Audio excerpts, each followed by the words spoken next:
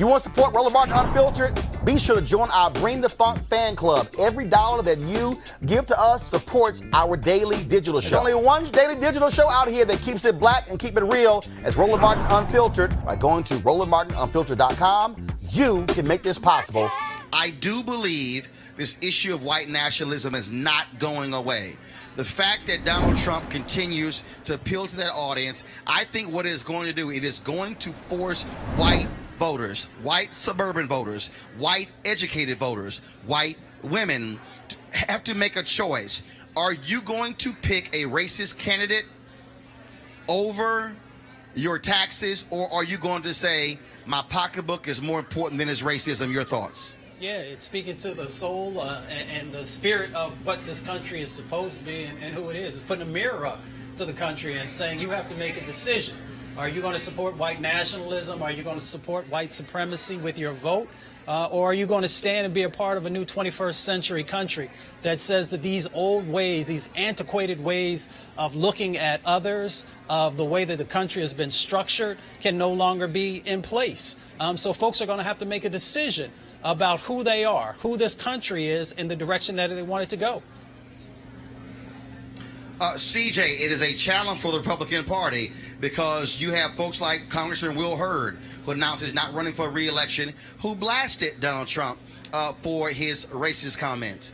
It has led to others to do the same. Of course, many Republicans in Washington, D.C. are standing with Trump, but it clearly is problematic for Republicans because the last thing you really want is to have an open dialogue about racism in America tied to the presidential candidate for the Republicans, Donald Trump.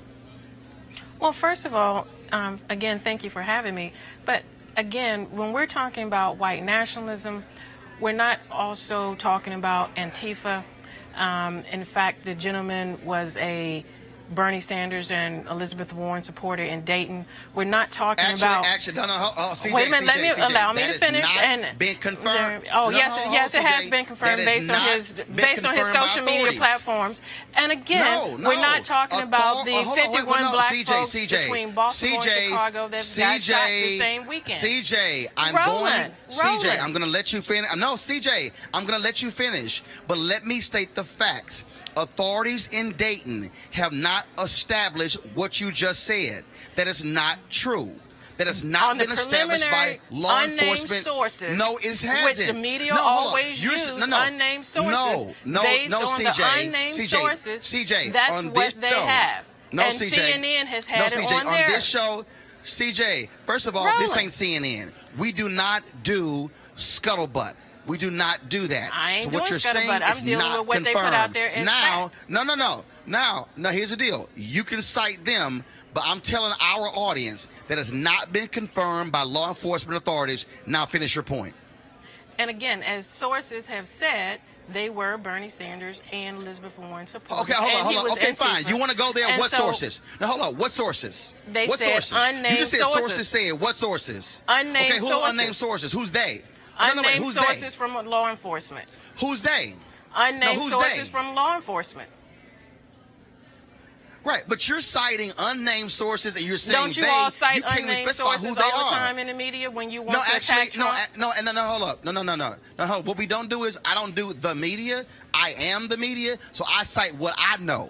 And so you're repeating somebody else's stuff. And what I'm saying on this show, when you do, I'm going to call you out. Finish your point. I did finish my point. Next. Mustafa, here's the reality. The reality is Donald Trump won by 77,000 votes in 2016. He is underwater in Michigan, Pennsylvania, and Wisconsin. You have suburban voters, suburban white voters, who did not vote for the Republican Party in the 2018 midterms.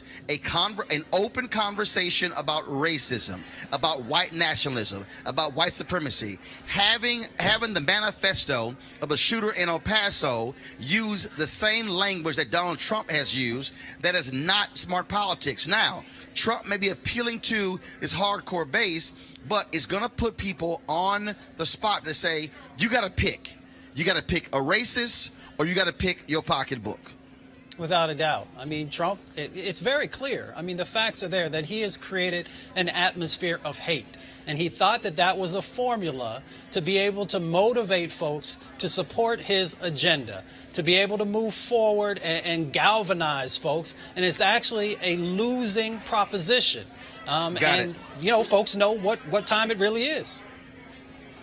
I want to go to anti-racist educator Tim Wise. Tim, are you there? Is Tim Wise there? Can you hear me? Tim, can you hear me? Yeah, I can hear you. Can you hear me? All right, Tim, I got you. So I certainly want to get your thoughts on this, Tim, because to have not only the candidates dealing with this here, now you have the press dealing with it. Now you've got Tucker Carlson on Fox News literally saying white nationalism, white supremacy is no big deal.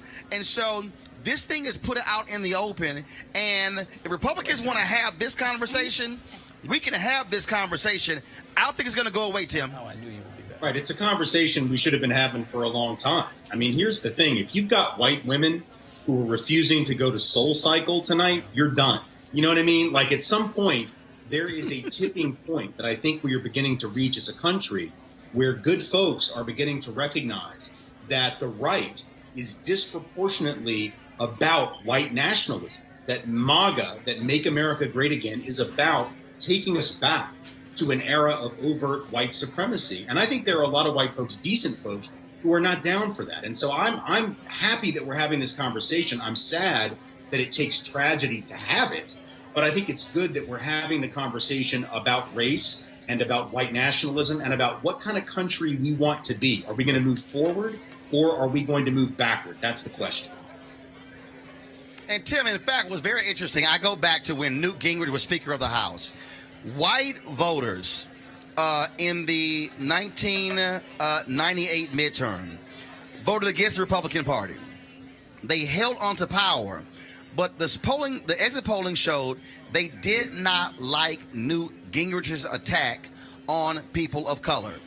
George W. Bush, then governor of Texas, he runs as a compassionate conservative. Those suburban white voters said, we like George W. Bush, we like his approach.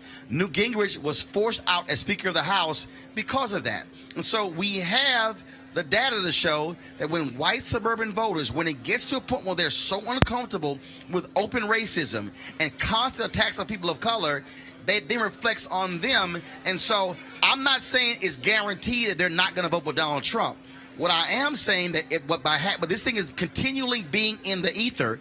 It is going to be a problem because it's going to be a line in the sand, like with Stephen Ross. The Miami Dolphins owner is not going to just get off scot-free. People are going to say, you got to pick. Either you're going to support and financially support the racists, or you're going to say, I'm not. Right. Well, this is the key. And this is why Democrats have got to step up and challenge this and make this election about the existential threat that Trumpism poses to the values that they claim they believe in. Because here's the thing. You know, I've been white for a really long time, man, half a century. And in that half century, one of the things I've learned about my people is that we desperately don't want to be thought of as racist. So let's play with that. Let's use that. The reality is Democrats ought to be saying Trumpism is fundamentally an existential threat to the notion of pluralistic, multicultural democracy. And so if you don't want to be tarred by that, if you don't want to be connected to that, you have to step up in this moment. Whether you are progressive, moderate, or a reasonable conservative, it is time to stand for what you say you believe in. And I think if the Democrats don't shy away from that, then they have a winning message. My concern is that they're going to be so afraid of white backlash that they are not willing to wade into those waters. And I'm telling you, unless they do that, they are not going to be able to prevail. CJ, you've got, of course, Ohio Republican Party leader Jane Timken calling on Ohio Rep. Candace Keller to resign because of her comments after the shooting in Dayton. She, of course, went on Facebook, blamed the shooting on homosexual marriage, drag queen advocates, and recreational marijuana. You got Republicans who are saying, look, okay, we can't keep taking these hits. We can't keep having folks making racist comments, making anti-gay comments, and representing the party. Your thoughts on the call for her to resign? Oh, she absolutely should resign. The president has made, from a global perspective, decriminalization of homosexuals, and I think she should. She is not in line with what he's proposed and what he has defended against the LGBTQ community. I'm sorry, what is Trump defended? What he has defended is putting out a national piece about decriminalization of LGBTQ. And you have a lot of countries who accept our tax dollars on humanitarian, crisis that still believe in criminalization of homosexuality. And well, that hold on. has I'm been sorry, something. Mustafa. What? Mustafa, am I living in an alternate world from CJ? Donald Trump won't even send. One more second. Donald Trump won't even send out a statement during Pride Month. Right. It doesn't make a difference whether he sent out a statement, Roland. What he actually did do was put a policy in place. And if you have an issue with it, why don't you call the ambassador from Germany who's heading up that piece of policy? Mustafa and Tim. Mustafa first, then Tim. Your reaction. With all due respect to the other panelists, Donald Trump has not done anything to help to better protect, to give greater access to any of those that he considers less than. And that happens to be the LGBTQ community, that happens to be the African American community, the Latino community, the Native American community, even Asian and Pacific Islanders. So I'm not sure where that's coming from. What actually seems like is happening at the White House is an old replay of Birth of a Nation, where they actually were able to dehumanize folks so that they can then utilize that to garner support for their antiquated policies and actions. So we need to be real clear about what's happening and whom this individual is based upon his actions and the things that he's been doing. So if he wants to have policy that is actually protective of communities, then he should actually move forward on that and have those folks in the Senate actually pass that. But until that happens, we're having this conversation, this theoretical conversation of whom we would want the president to be. He has not shown us that. Just like that old adage says that when someone shows you who they are, believe them. His actions have shown us exactly who he is. Now, I believe that he could have, a moment like he's walking down the road to Jericho, and maybe, the Lord will come down and actually change who he is. But so far, that has not happened. Oh, and you tell me what he's doing on opiate crisis is not doing the First Step Act is not what he's done. He's doing nothing on opioids. Yes, he has. Okay. Oh my God. Hey, Tim Wise. This man can't even sit. Tim, he's doing nothing on opioids, and LGBT folks are not happy with Donald Trump. Tim Wise, go ahead. That's the left. This is a guy who wants trans folk out of the military because they're too expensive to do gender reassignment or confirmation surgery. This is somebody who has no problem condemning other countries for their homophobia and heterosexism. But I dare Donald Trump, and I dare any Trump supporter to actually pressure him to support legislation to protect LGBTQ folks from discrimination in the workforce. He won't do it because he is pandering to evangelical white Christians who believe that they deserve carve-outs so that they don't actually have to protect equal rights. They believe they have the right to discriminate against LGBTQ folk, and Donald Trump defends them on that. If you were going to defend the right to discriminate against LGBTQ folk in the name of God, then you are not a friend to the LGBTQ community, and that is a joke. It is a pathetic joke, and it's not even worth our conversation. Let me do one more thing, though. I want to go back to what CJ said before I was on the air. She was talking about Antifa and the Dayton shooting. Let me be very clear. Not only is there no evidence of this person's larger politic, but even if he were on the left politically, 6 out of the 9 people that he killed were black. The idea that he did this in the name of the left or anti-racism, there is no political motivation for this shooting. Unlike the El Paso shooter who parroted the rhetoric of Donald Trump, it is disgusting to act as if these two shootings are even remotely the same. They are morally the same, but they are not politically the same, and only a paid-for shill would act as if they were. It is absolutely reprehensible. And let me tell you, I'm not a paid-for shill, and 2, I am a black Christian conservative, and let me tell you one thing. When you're talking about extra rights for LGBT community and adding it into the 1964 Civil Rights Act where my community... It's not extra. It's the same. No, it's not. No, it's not. It's the right not to be discriminated No, against. they can have a separate bill, which they did have introduced, but no, there should not be anything that moves and add anything into the 1964 Civil Rights Act. Have your own legislation. Okay, CJ, one second. Hold on 1 second. First, CJ, let me educate you. I don't need you to educate me.